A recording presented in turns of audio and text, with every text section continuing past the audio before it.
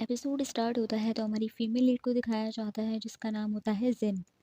बहुत बड़ी सेलिब्रिटी होती है, नंबर वन एक्ट्रेस होती है कंट्री की। यहाँ अवार्ड फंक्शन में आई हुई होती है तो रिपोर्टर्स इसके पीछे लग जाते हैं।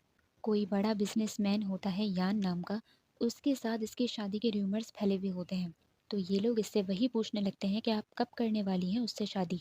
मगर ये कोई जवाब नहीं देती, चुप रहती है।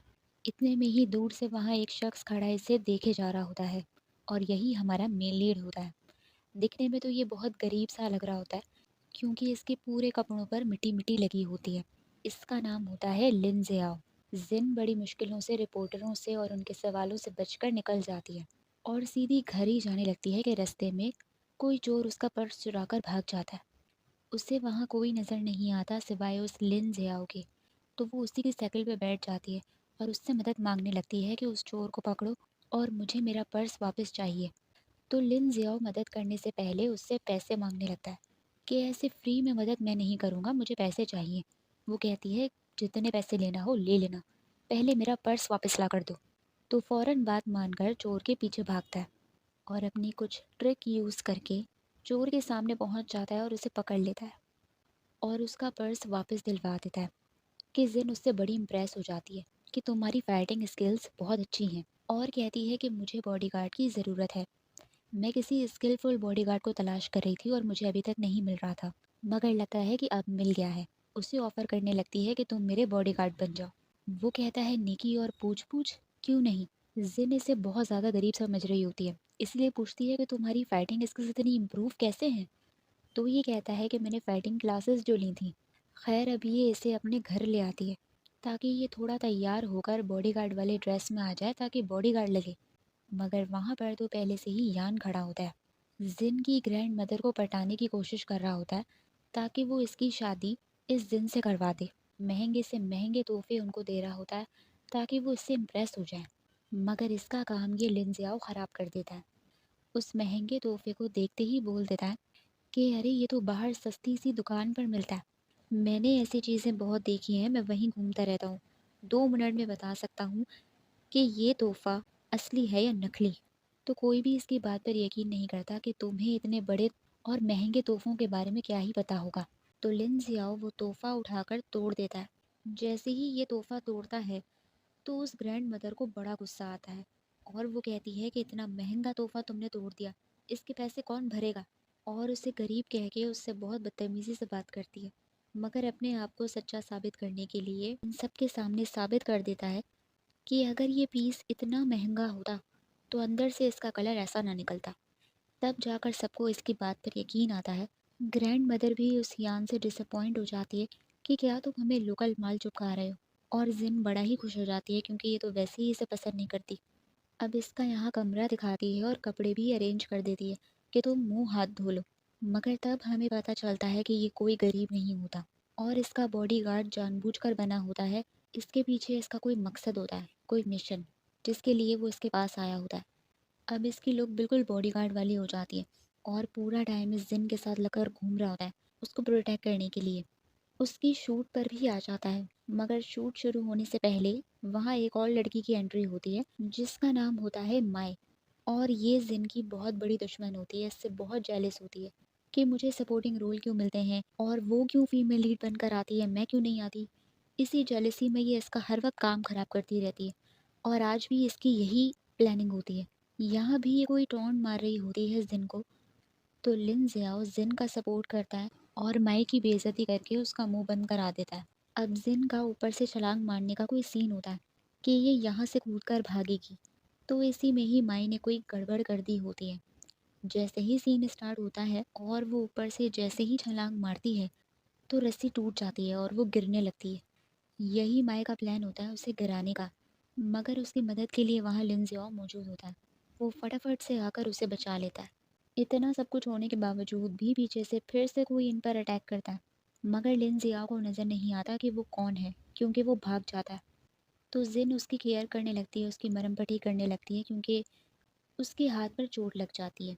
ये इसके साथ अपनी दोस्ती बढ़ाने की कोशिश कर रहा होता है, उसके साथ मजाक मस्ती कर रहा होता है। मगर फिर इसकी सोच वहाँ जाने लगती है कि आखिर वो किलर कौन था जिसने इस पर अटैक किया अभी। जिन कहती है कि पता नहीं किसी ने उसकी शक्ल नहीं देखी थी। तो ये अपने ही मन में बड़बड़ाने लगता है कि कहीं वो तो नहीं था। तो जिन कहती है कि कौन, मगर ये कवर अप कर लेता है कि कुछ नहीं, मैं तो ऐसे ही कह रहा था। इतने में ही जिन की बहन वहाँ आ जाती है। इसकी मुलाकात घर में ही पहले हो चुकी होती है इस लिन जियाओ से, और ये इसको पसंद करने लगती है, इसीलिए इससे फ्री हो रही होती है। तो जिन को ये देखकर ना अच्छा नहीं लगता, मगर अपनी बहन की वजह से वो चुप हो जाती है कि शायद दोनों ही एक दूसरे को पसंद करते हों, तो मैं क्या बोलूँ। मगर ऐसा नहीं होता। लिन जियाओ को उसमें कोई इंटरेस्ट नहीं होता। अब जिन कहती है कि मेरी फिल्मिंग शूट आज ख़त्म हो गई है, तो डायरेक्टर ने आज पार्टी रखी है, मैं वहाँ जा रही हूँ। तो लिन जियाओ भी इसके पीछे पीछे जाने लगता है कि मैं भी चलता हूँ तुम्हारे साथ। मगर जिन की बहन उसे रोक लेती है कि तुम जाकर क्या करोगे। ये सुनकर जिन का मुंह बन जाता है और वो कहती है कि हाँ तुम यहीं रुको, मैं अकेले ही जा रही हूँ। ये चाह रही होती है कि वो मेरे साथ चले, मगर ये कुछ कह नहीं पाती। अब जैसे ही यहाँ वो डिनर पर पहुँचती है, तो डायरेक्टर उससे फालतू फ्री हो रहा होता है और ज़बरदस्ती उसे ड्रिंक्स पिला रहा होता है। ये इनकार नहीं कर पाती और सारी ड्रिंक्स पी लेती है, और पीते ही बेहोश हो जाती है, क्योंकि डायरेक्टर की और इस माई की मिली भगत होती है। डायरेक्टर को ये जिन पसंद होती है और इसके इरादे कुछ ठीक नहीं होते, मगर इसकी मदद ये माई करती है ताकि अगले ड्रामे में फीमेल लीड का रोल हासिल कर सके। तो डायरेक्टर कहता है कि तुम्हारा अगले ड्रामे में फीमेल लीड का रोल पक्का। ये यहाँ इसके साथ डील करके माई को इसके पास फंसा के वहाँ से चली जाती है और अपना बदला भी ले रही होती है इससे। अब इससे पहले कि डायरेक्टर उसके साथ कुछ बुरा करता, वहाँ उसे बचाने के लिए लिन जियाओ आ जाता है। दरवाज़ा तोड़ के अंदर घुस जाता है। डायरेक्टर कहता है कि तुम इतने मामूली से बॉडीगार्ड, बाहर मैंने इतनी सिक्योरिटी रखी थी, तुम अंदर कैसे आ गए। तो लिन जियाओ कहता है कि अभी तुम मुझे जानते ही कहाँ हो, तुम्हें तो मैं बताता हूँ, और आकर खूब इसकी पिटाई करता है। डायरेक्टर कहता है कि तुम जानते नहीं हो कि मैं कितनी बड़ी कंपनी से हूँ, मुझसे पंगा लेना तुम्हारे लिए और ना ही इस जिन के लिए बेहतर होगा। मैं इसे इंडस्ट्री से निकाल कर बाहर फेंक दूंगा अगर तुम इसे यहाँ से लेकर गए। मगर लिन जियाओ किसी की नहीं सुनता और जिन को उठाकर वहाँ से ले जाता है। दूसरे दिन जब ये लोग नाश्ता कर रहे होते हैं, तो जिन के मोबाइल पर कॉल आती है। जैसे ही वो उठाती है तो उसे पता चलता है कि उस डायरेक्टर ने इससे बदला ले लिया। इसके खिलाफ पूरे इंटरनेट पर झूठी खबरें फैला देता है कि ये 2 नंबर एक्ट्रेस है। सारे डायरेक्टर्स के साथ कनेक्शन बनाकर ही ये इतनी बड़ी एक्ट्रेस बनी है। ये सुनकर जिनका खून खौल जाता है कि उसकी हिम्मत कैसे हुई मेरे बारे में गलत खबर फैलाने की। वो इसका नाम खराब कर रहा होता है और इस चीज़ में उसके साथ ये माई भी मुलव्वस होती है। डायरेक्ट जिन के घर ही पहुंच जाती है पूरे मीडिया वालों को लेकर, ताकि उसकी और इंसल्ट हो, और उसके सामने शर्त रखती है कि अगर तुम अपने आप को बचाना चाहती हो और चाहती हो कि मैं इस सारे मीडिया वालों को यहाँ से ले जाऊँ और तुम्हारा तमाशा ना बने, तो अगले रोल में तुम मुझे as a female lead cast करने को कहो और तुम खुद पीछे हट जाओ। तो लिन जियाओ फ़ौरन जिन को मना करने लगता है कि तुम इसकी बातों पर ध्यान मत दो, आओ हम जाकर बाहर मीडिया वालों से बात करते हैं। वो उसका हाथ पकड़ के लेके जाने लगता है, मगर वो कहती है कि हम क्या बात करेंगे, मैं कैसे अपनी इमेज को सही करूँगी, मेरे पास तो कोई सबूत भी नहीं है। मगर ये कहता है कि मुझ पर भरोसा रखो, चलो बाहर हम मीडिया वालों से बात करते हैं। जैसे ही ये दोनों बाहर आते हैं, मीडिया वाले फ़ौरन आ जाते हैं, बहुत सारे सवाल जवाब कर रहे होते हैं। तो माई फ़ौरन आकर जली पे नमक छिड़कने लगती है और उस जिन की खूब बुराइयां कर रही होती है कि ये तो है ही ऐसी एक्ट्रेस। जिन वहाँ चिल्ला चिल्ला कर सबको अपनी बेगुनाही बता रही होती है कि मैंने कुछ भी नहीं किया है, ये सब लोग मिलकर मुझे फंसा रहे हैं।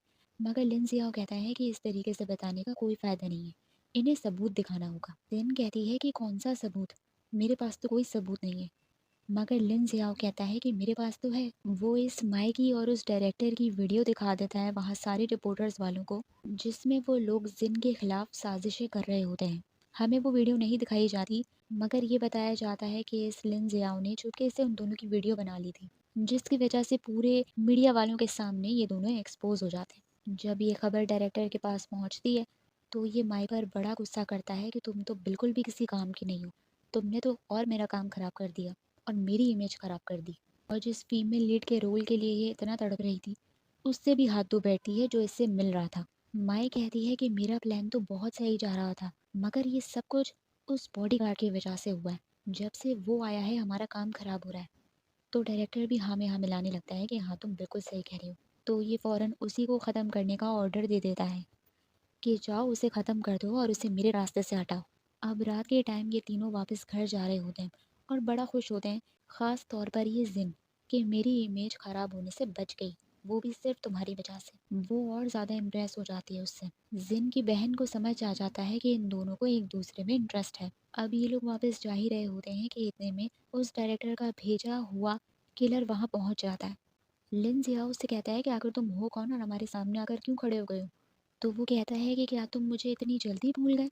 याद नहीं है कि जिसने तुम पर अटैक किया था शूट के टाइम, वो मैं ही तो था। ये जानकर लिन जियाओ से फाइट करने लगता है। खूब फाइट कर रहा होता है, मगर वो किलर उसके ऊपर ऐसा पाउडर फूंकता है कि वो बेहोश हो जाता है। और इस किलर को लिन जियाओ की रियल आइडेंटिटी के बारे में पता होता है। ये वहाँ सबके सामने खड़ा होकर बोल देता है कि ये एक लेजेंडरी एजेंट है। ये सुनकर दोनों बहनों के मुंह खुले के खुले रह जाते हैं और यहीं एपिसोड ख़त्म हो जाता है। तो आप लोग मुझे बताइए आप लोगों को एपिसोड कैसी लगी। लाइक कीजिए, सब्सक्राइब कीजिए और कमेंट भी कर लीजिए। Thank you so much.